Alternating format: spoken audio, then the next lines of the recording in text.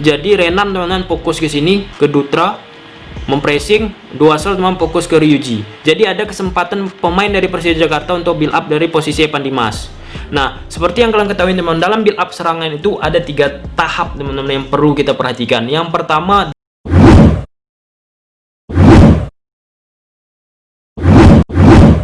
Kaigat ulang coba-coba. Nah teman-teman, kali ini kita bakal membahas strategi dari Sergio Varias. Strategi apa? Strategi pemain nomor 6. Nah pemain nomor 6 ini maksudnya apa? Pemain nomor 6 ini merupakan gelandang bertahan. Jadi Sergio Varias ini teman-teman sangat menyukai timnya ya, khusus timnya ada pemain nomor 6. Nah seperti yang kita ketahui, pemain nomor 6 nih salah satu peran vitalnya itu pemain bertahan. Itu yang pertama, dia berdiri di depan 4 back.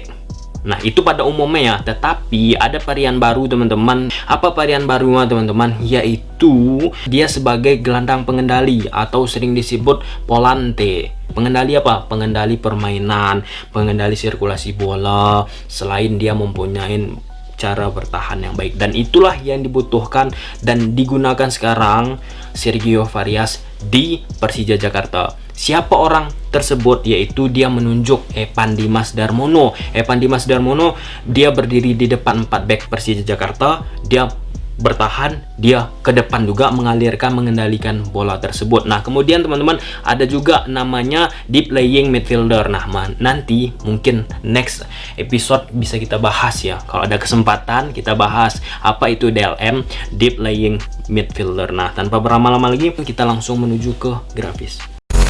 Nah kita langsung masuk teman-teman ke Evan Dimas. Evan Dimas posisinya berada di posisi sini teman-teman, berada di posisi pemain nomor 6. Nah pemain nomor 6 itu apa? Pemain nomor 6 ini salah satu pemain yang dalam setiap pertandingan mempunyai daya jelajah tinggi, kerja keras teman-teman. Nah kenapa bisa aku bilang seperti itu? Nah di sini Evan Dimas bakalan sering teman-teman melakukan build up dari lini belakang permainan Persija Jakarta. Dia mundur ke belakang teman-teman, menjemput bola, Ryuji melebar, Dutra melebar, Rezaldi melebar, Mota melebar teman-teman. Nah di sini Evan Dimas menerima bola dari Andri Tani teman-teman, melakukan build up dari passing to passing, 1-2 sentuhan teman-teman. Nah di sini peran Evan Dimas teman-teman, dan pada saat bermain di Persija Jakarta Evan Dimas mempunyai peran ganda teman-teman. Berbeda ketika Evan Dimas bermain di timnas U19.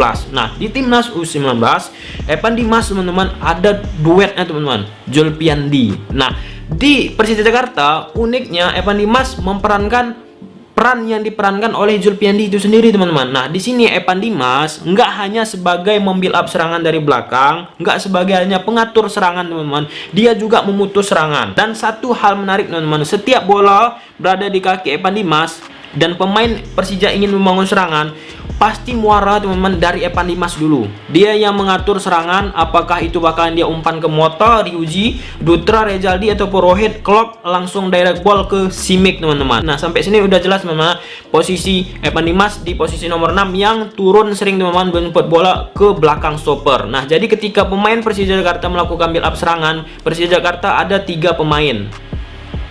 3 pemain yang ketika kita melakukan build up serangan dengan 3 pemain, lebih koneksi antar pemain itu lebih gampang dan lebih bagus kita melakukan build up dari belakang. Nah satu hal fakta menarik teman-teman yang harus kalian ketahui, ketika Sergio Varias melatih Pohang Steelers ataupun Supanburi FC ataupun Guangzhou, Sergio Varias sangat menyukai pemain bertipikal pemain nomor 6. Nah di Pohang Steelers, di Guangzhou, di Supanburi dia selalu ada pemain yang posisi nomor 6 teman-teman, yang menjemput bola dari belakang, dari posisi penjaga gawang bahkan teman-teman, untuk membuild up serangan, apakah geser ke kanan, geser ke kiri, direct ball ke depan teman-teman. Dan ini lagi dan lagi diperankan di Persija Jakarta, dan kali ini dimainkan juga posisi tersebut diisi oleh Evan Dimas. Nah di sini posisi peran Evan Dimas teman-teman pada pertandingan ketika bermain di Persija Jakarta, dia pengendali serangan, dan ketiga teman-teman dia pemutus serangan. Ini sekali lagi teman-teman, ini ganda teman-teman perannya. Di timnas dia berbeda, dia mengatur serangan. Nah ada yang memutus serangan yaitu Julpiandi, sedangkan di sini teman-teman dia memutus serangan, dia mengatur serangan, dia mengendalikan serangan, dia mengatur tempo, dan itulah pentingnya posisi Evan Dimas. Nah di sini ada satu hal menarik teman-teman, ketika Persija Jakarta diserang teman-teman, Evan Dimas bakalan menjaga pergerakan Renan Silva. Ini salah satu nilai minusnya, salah satu hal yang bisa dimanfaatkan. Nah ketika Renan bergerak ke sisi sebelah kanan teman-teman dari posisi Ryuji Otomo.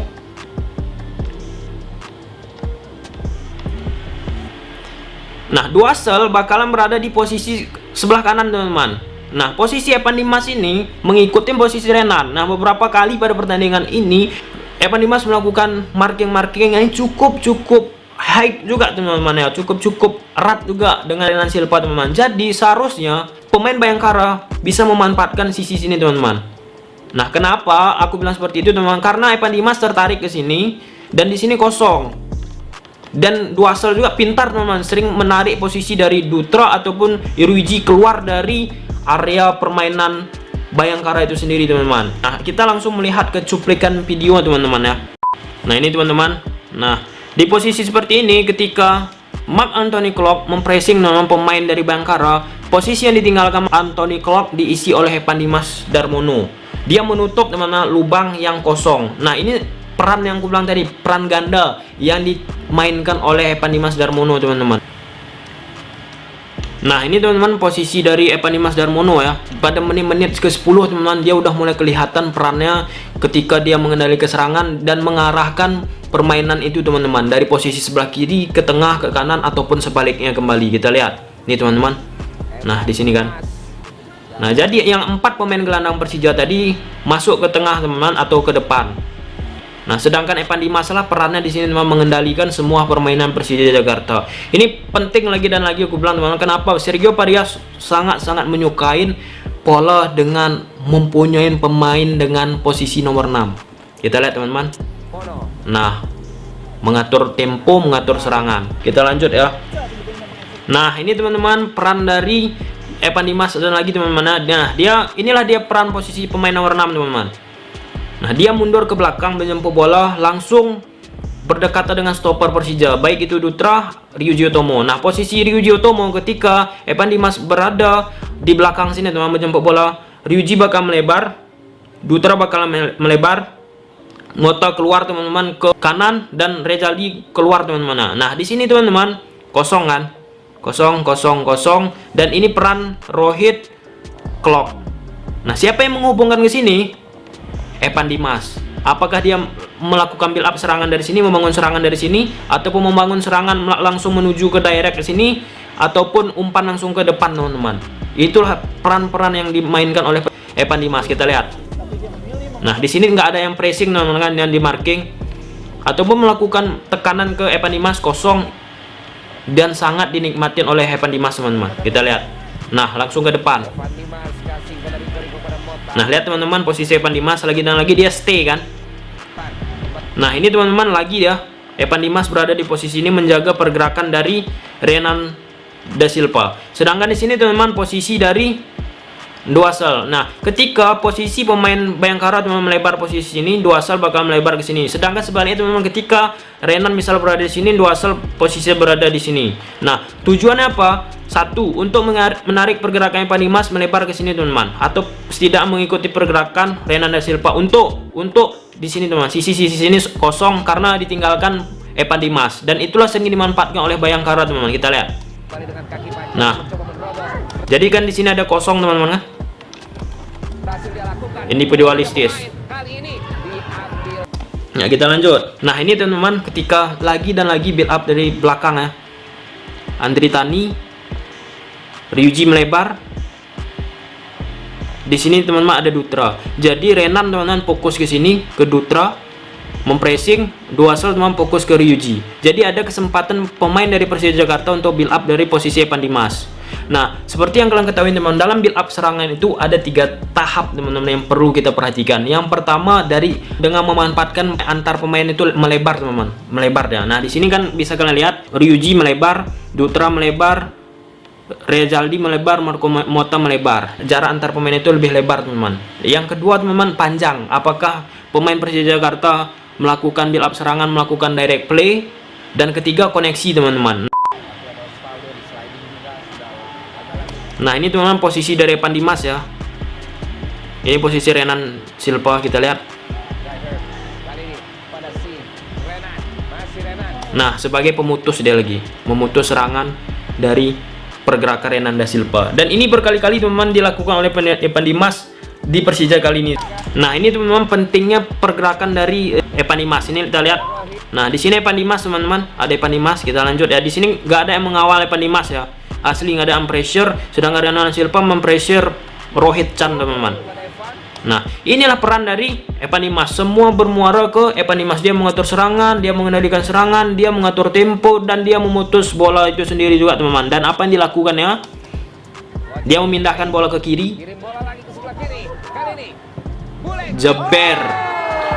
Kita lanjut ya. Kita duduk perkarakan dulu ya teman-teman. Nah, di sini Persija Jakarta menggunakan formasi 4-1-4-1. Nah, di sini teman-teman ada Marco Simic, satu pemain di depan, 4 gelandang di tengah, 1, 2, 3, 4. Dan seperti yang aku bilang teman-teman, Sergio Parias sangat menyukai pemain nomor 6, yaitu ada Sandi Sute. Nah, tapi pada pertandingan ini Sandi Sute sering teman-teman masuk ke dalam, sangat-sangat rapat dengan posisi dari Marc Anthony Klopp sama Rohit Chan. Jadi ketika putus bola Persija, Borneo langsung melakukan terobosan ke depan yang membuat Gui Junior, Torres sama Diogo Campos tak terkawal, nggak ada yang mutus gitu teman-teman. Sirkulasi bola dari Borneo ke depan teman-teman. Kita lanjut ya teman-teman ya. Nah, di sini teman-teman kasus yang unik ketika Evan Dimas masuk, nanti sedikit berbeda, tapi ini masih dalam keadaan Sandi Sute ada. Ini Sandi Sute teman-teman. Nah, ini back Persija. Nah, ketika Evan Dimas masuk, Evan Dimas teman-teman sebagai pemain nomor 6, sebagai pemain yang disukain oleh Sergio Parias dalam bentuk posisi dalam tanda kutip, dia mau Evan Dimas teman-teman turun ke belakang, menjemput bola, mengatur bola itu, sirkulasi bola. Sedangkan Sandi Sute teman-teman lebih sering ke dalam. Nah, di sini teman-teman Sandi Sute. Nah, jadi di sini nggak ada posisi yang menjemput bola, yang mengatur bola, yang mengatur sirkulasi bola. Tapi ketika Evan Dimas masuk, Evan Dimas langsung mau turun ke belakang. Jadi itu salah satu analisa aku berdasarkan permainan kenapa Sandi Sute diganti, ditarik keluar tanpa mengurangi rasa hormat untuk Sandi Sute ya. Sandi Sute top kok, top. Kita lanjut, kita lihat dulu. Kita lihat. Nah, jadi di sini kosong teman-teman. Kosong. Kita lanjut. Nah, di sini ya, 1 poin ya. Sandi Sute teman-teman gagal menjaga lini tengah nih. Nah, jadi bola itu teman-teman dari Gui Junior langsung sampai ke posisi Campos. Jadi yang mutus serangan itu nggak ada. Jadi langsung pemain-pemain Borneo FC langsung berhadapan dengan back Persija Jakarta. Nggak ada yang memutus serangan. Sedangkan pemain nomor 6 itu salah satu tugasnya untuk menjaga, men-screening biar 4 back Persija Jakarta ini nggak langsung berhadapan dengan striker lawan. Kita lihat. Ini teman-teman langsung berhadapan. Nah, di sini teman-teman langsung berhadapan. Satu pemain Persija Jakarta, ada juga space di sini ya. Itu teman-teman salah satu poinnya. Terus itu kita lanjut ya. Nah, jadi oleh sebab itu teman-teman, Evan Dimas masuk di sini ya. Nah, di sini Sandi Sute agak sedikit apa ya.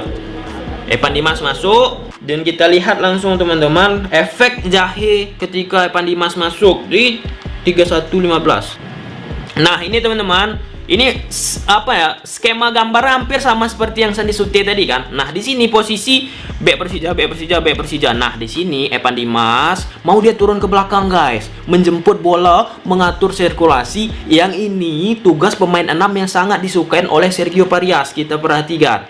Evan Dimas turun. Nah, ini yang dibutuhin oleh Parias teman-teman untuk mengatur tempo, untuk menjaga sirkulasi bola itu biar tetap sama Persija bola tersebut dan mengarahkan kemanapun Persija mau bola itu dari Evan Dimas.